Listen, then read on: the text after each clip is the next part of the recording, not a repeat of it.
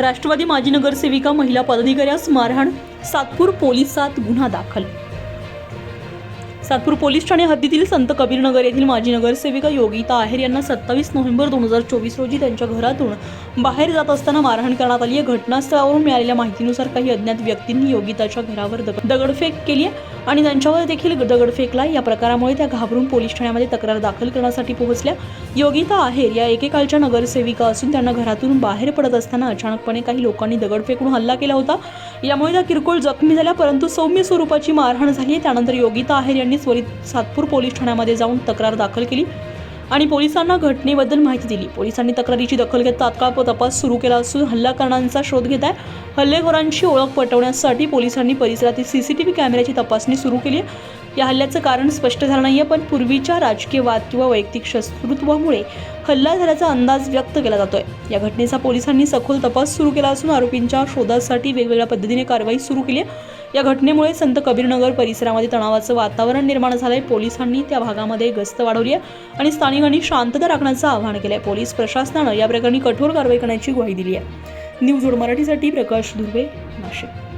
आज आम्ही लग्नाला निघालो होतो आणि मुलगा ऑफिसला निघाला।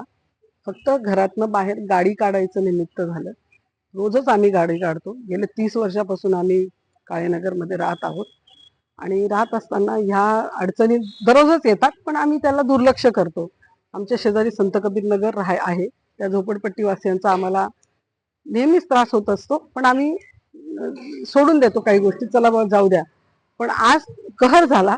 एका मुलाने फक्त त्याला एवढंच म्हटलं, अरे बाबा तू थांबला पाहिजे होता, एवढी घाई करायची गरज नव्हती।